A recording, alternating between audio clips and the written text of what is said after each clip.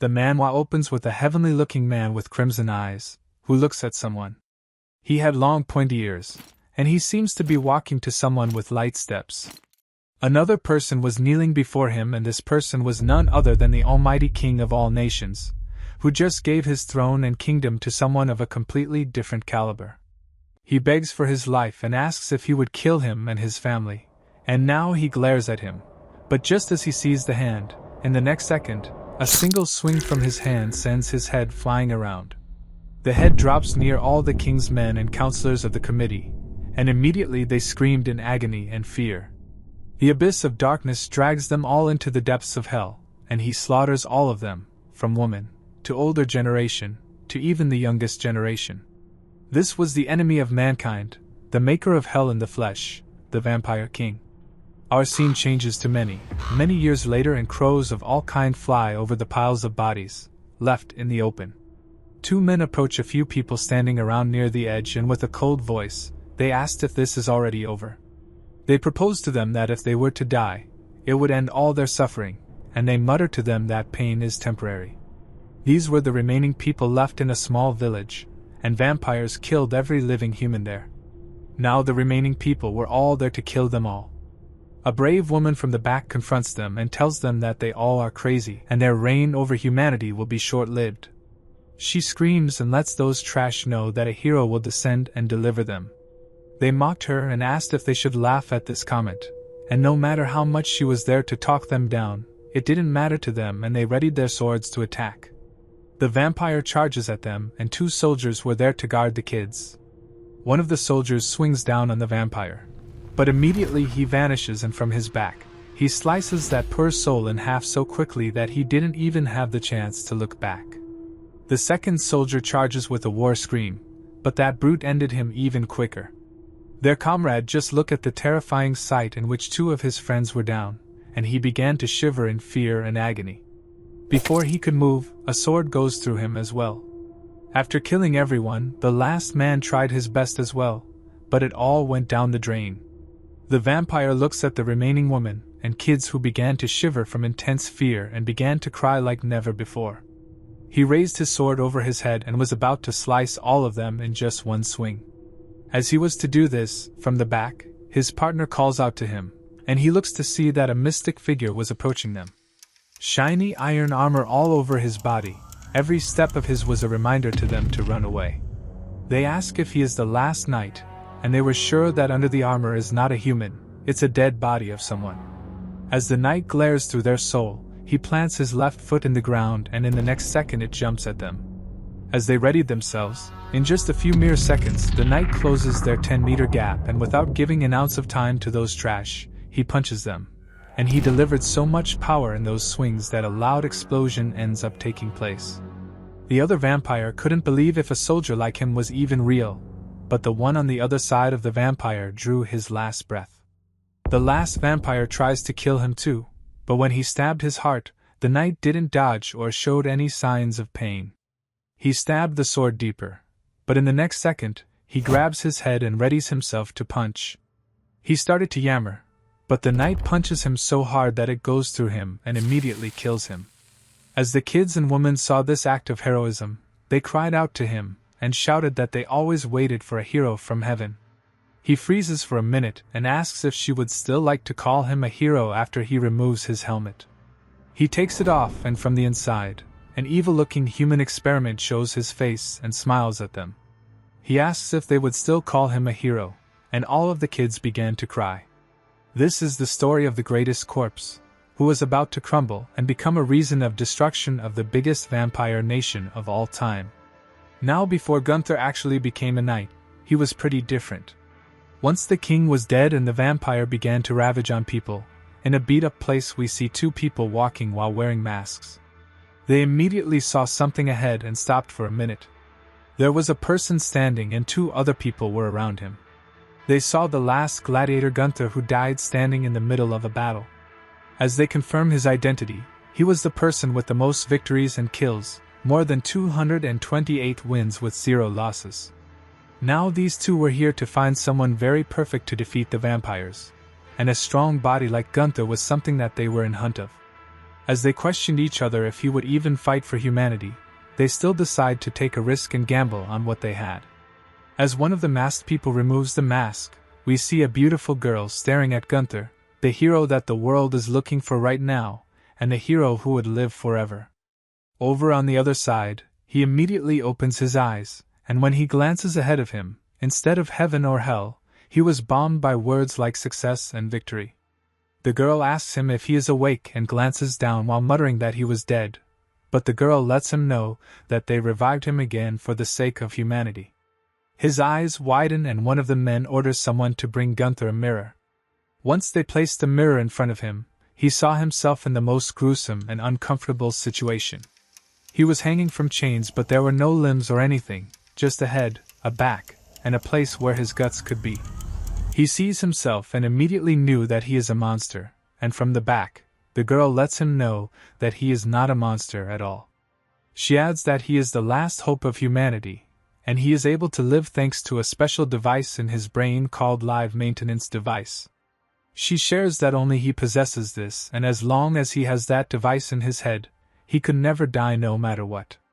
She shows him some cool and heavy-looking arms and shares that he could change his body, and this was the most advanced creation of man. These arms could heal 10 times quicker than humans. As she shares how he could now fight with monsters, he just kept glaring at these trash and mutters if they revived his miserable life just to make him fight more, and be filled with pain once more for the sake of humans who made his life a hell. She screams and lets him know that he is the only option that humans have, and she begs him to save the humans. Hearing this, he lets her know that a hero is something very cool that he always wanted to be, but he shares that he has a condition if he is to do this. As one of them approaches him clenching his hand, he shouts that they would do anything, and in the next second, Gunthar jolts and grabs that man using his cut legs. He processes this, and the true face of Gunthar appears. He screams and lets everyone know that he doesn't give an ounce of care for humans and screams to everyone to free him, or he would pop this man's head. He asks if they have any idea how he became the most ruthless killer and warrior. It was because he had no hesitation of killing any human, no matter how powerful, big or mighty they were. He shouts and spews on how humans are just as worst as the vampire, selfish and only thinking of what they want. Now he was saying some right things and he smiled knowing that humans will die after him, and this is what he wanted. He presses his legs even more, and immediately the man grunts from the suffocation and pain. The girl, however, looks to her watch and mutters that he doesn't have a lot of time. He asks her something and she lets him know that he doesn't really have a lot of time remaining to live. Cold sweat runs down his spine and he asks what she is talking about, and in the next second, he experiences a life-ending pain in his brain and he lets go of the man and completely goes unconscious. They all were sure that he is not someone they should take lightly, and once he opens his eyes again, he huffed for air and noticed that he was still alive. The old man complained on how he almost broke his jaw and he asks how he is still alive and breathing. The old man shares how every creature needs power to live, and just like this, he needs live power to live. He glances to his side and sees that the loud girl from earlier was supplying some sort of blood to his brain. As she noticed his intense glares as well, she unplugs the pipe and shares that he can only live unless she supplies life to him. One charge for her could help him live for 2 hours. He screams at the short time and the old man adds that this is all for the sake of humans who are in distress and about to go extinct. Thousands of people gave their life just so they both could make this work out. He points to the girl and shares that Aryan was the only survivor who made it this far. He spewed how he is the strongest human, but Gunthar interrupts him and asks why there is a loud noise coming from outside. He lets him know to make up his mind and choose to either die like a nobody or fight the vampire as a hero and save the person who is his lifeline now. He began to think on this and from the side, a person calls out to General Reno and cries that there is a big problem. As he shared something about the vampires, in the next second, a hand lodges deep inside his chest and lifts him. As a vampire laughs after killing that man, 2 ugly-looking vampires approach them and tell them all to hand over all the women and valuables. Now there were only 4 people left inside, and Gunthar immediately shouts and tells Reno to give him his arms and legs so he could at least fight them. He commands 2 of his people, and instead of doing anything, they just stare at him and mutter to him that they can't do this. Earlier what Gunthar did just showed his personality, and they were sure that he would first slay them before slaying the vampires. Reino shouts and lets them know that it is an order, and they must do this if they want to live. They kept begging and debating for their life, and Arian from the side lets the old man know that she would hold back the vampires for now.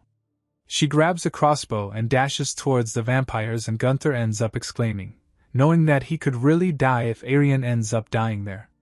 She stands boldly in front of them, and points her crossbow at them. The two vampires mocked her instead of fearing her, and without any delays, she shoots at them, and immediately the vampire gets hit, but he grabs the arrow with his hand. All his disgusting laughs and attitude disappear when he realizes that she won't miss the second time, and he gets a cold reminder from Arian that his stupid ass speaks a lot. This enrages him, and he dashes towards her. She shoots again but misses, and he dodges the second time. Now this shot was aimed for his heart, which actually kills them, and he makes a rather inconvenient dodge. He gets down and kicks her hard. Blinded from the pain, she grunts, and he grabs onto her throat. She makes a very troubled and painful expression, and the vampire began to reflect on how her face is beautiful, and she could really be a liking to their superior, who likes women. They began to argue how they would present her, and soon they exchanged fists with each other. Gunthar kicks one of the stupid vampires hard in the face. This sends him flying into the wall. He looks at his lifeline and he grabs her cheeks and shouts at her for risking her life. He twists her soft cheek, and she tried to make her way out of this. The vampires began to mutter to Gunthar that she is theirs to keep now, and as he glanced, they were not going to back down so easily and were very fixated on Arian. The kick obviously should have killed it, but due to their healing power they regenerate, and he points out how they doesn't just die. Arian lets him know that the weakness of a vampire is their heart, and they were interrupted by a rather fast and disturbing leap from the vampire. He was running like he would run through Gunthar, and he throws away Arian.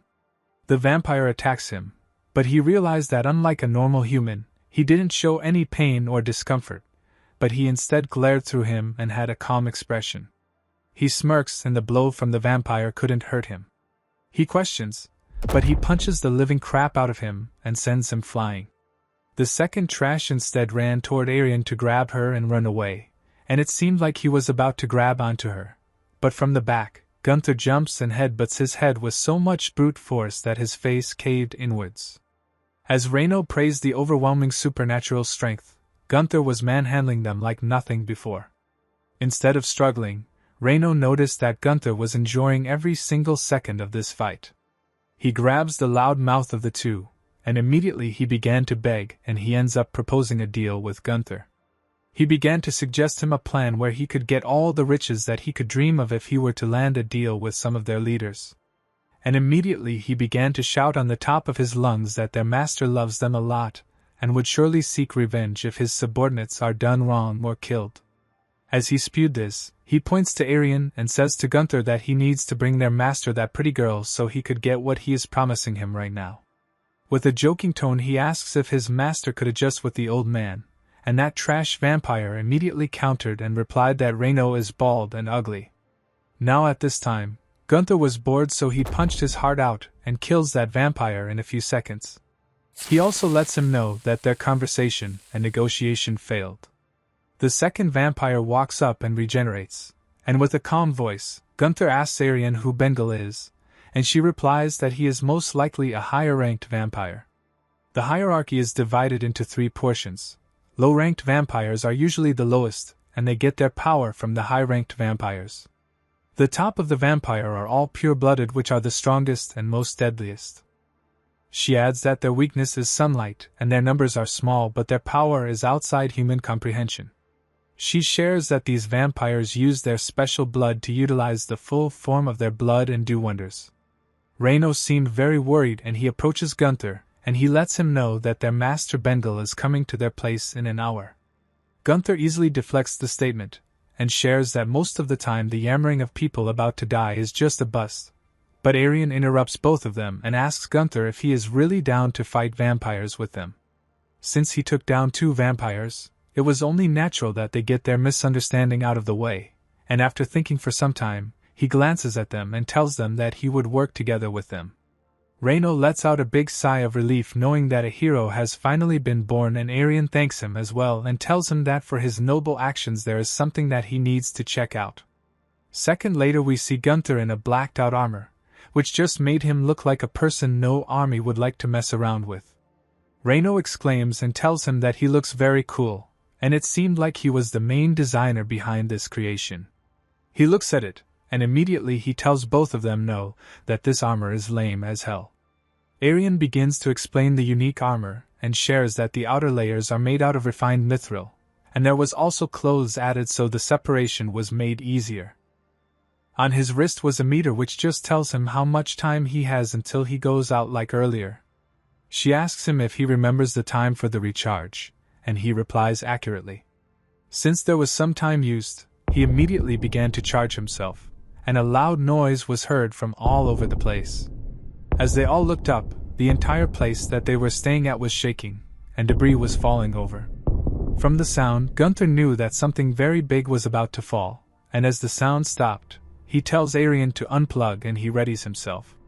He asks where the escape and exits are, and as Arian points it out for him, he shouts at her and spews how it is foolish to be in a place with only one exit.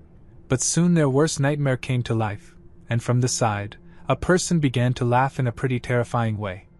He puts on his helmet and lets everyone know to stay behind him, and as they marched to literally their death, the exit slowly became the place from where the laughing and other unfamiliar sound came from. They intensely stared at their escape gate, but it was clear that it was no longer an escape. 3 heads pop up and shook slightly. It first seemed harmless, but when they revealed their faces, they had bright red eyes and they greet Gunthar.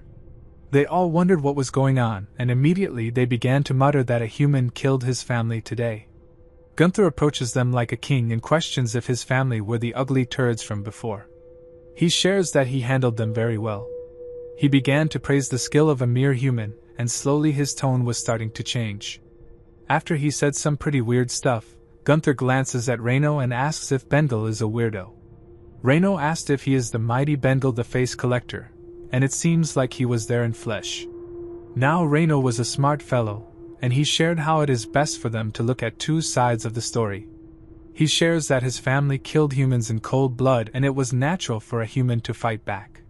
He shares that they have no intention of fighting him right now, and although Bengal thinks of this and spews how the sun will rise soon, Reino thought that maybe they could live another day. But that twisted trash immediately switched again and added that he will most likely kill all humans here. Gunthar mocks him and they finally show their full horrifying figure. He lets out an evil smile and in the next second, dozens of heads began to appear, and soon after this, there were no point of counting the number of heads. They shared that unless there is sun, there is no one in this world that could kill them. They all muttered things in a random order and the sound and noise they made were unexplainable. In just a moment, an army of heads appeared in front of them and all had sharp teeth and had big wide smiles on their face. This was the Bengal the Unstoppable Face Collector from the underworld. Gunthar although was very confident, seeing this he kind of froze for a minute. He asks his partner Arian what to do here, and as she looked closely, in between the heads there were gaps and bright red flesh was visible from them. She points out that surely the real head is somewhere in that pile of flesh. She just exposed one of the weaknesses of Bengal's body, and it immediately attacked her first. As a bunch of faces with teeth approached her, she glanced back but it was already too late, and a loud explosion takes place. She covers her face, and Gunthar came just in time to save her. She smiles at him, and he praises the level of quickness and speed his huge body has. He tells her to go to a safe place until he is done with this vampire, but she instead insists on staying and helping him. He kills her worries and tells her to focus on finding the right body. The petrifying heads lands near one of the masked fellows in the room, and as they glanced at him, he covered his face and accepted his fate. Gunthar punches the living crap out of them, and they glance at him in panic. He began to shower punches after punches and all landed on their faces with perfect accuracy. He spewed that since he doesn't know where the real body is, he lets them know that he would just force the real body to show up. As everyone else stared at the impossible sight, they were sure that a miracle was happening. A human was holding up with a high-ranked vampire. He punched with power and scattered the body of the vampire. The vampire himself mutters that he is strong, perhaps the strongest they have faced.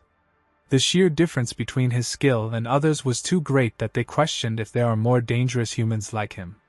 As they questioned if he is a human or not, he punches them again, but the vampire had already began to get used to his pattern and he traps his hand. They muttered to him that they finally have him, and as they checkmated him, they complimented their bite force. He raises his other hand to strike, but immediately they devour his other hand as well. Gunthar was cornered by them, and they also trap his leg, and they elevate him in the air. As they began to surround him in hundreds of heads. Inside this circle, nothing but questions of life surround Gunthar, and we learn how Gunthar was actually found. In an abandoned place, there was a baby crying on the top of his lungs. He cried for his mother and father, but their warmth was not something that was written in his fate. For a few hours he cried, and as he was to die, he suddenly stopped crying. He completely stopped weeping for anyone. That was how Gunthar learned that in his life only the power that comes from within him matters. He opens his eyes to see that all around him were heads of all types, and clearly he was trapped from top to bottom with no escape. He himself knew that he can't just brute force his way out of here. The bites and heads had completely surrounded his lower body.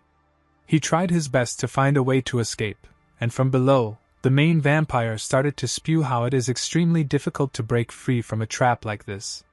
As a head came out, he shouts at him that he would like to fight him. Slowly few other people began to come up, and they started to say the same thing over and over again. The main body slowly approaches and shares that these were all the top humans who challenged him but lost, and he collected their parts of body. All of them were eagerly trying to save lives but failed miserably. As we see the face of Bengal, he spews that all the human who fought him had beautiful faces. Gunthar jokes with him and lets him know that he won't want to add his face in his collection, but Bengal became a salesman and added how he has power, bravery and all the quality of a great human, and surely he shouldn't refuse to be in his collection. Gunthar replies and lets him know that he doesn't really have a good face. He paused for a second and asks Gunthar if he really has a terrible face, and when he checked it for himself, the great vampire himself was stunned to see the creation of humankind, the broken Frankenstein. The vampire monster himself spewed on how he just looks worse than a monster. They exchanged a few words and soon Gunthar began to bite into the head one by one. Bengal laughed, and shared that it would take him ages to go past all of his collection, but Gunthar laughs at him and shares that he is Gunthar, the last of his kind. He began to fight for a way out, and he spared nothing. He teared everything and ate whatever was in his way. Outside was a terrifying sight. The hero they made was inside a circle of weird heads, and they questioned if Gunthar would actually come back out alive and save them. They cried for their misfortune, and immediately Aryan points at the circle, and from it Gunthar came out after struggling for some time.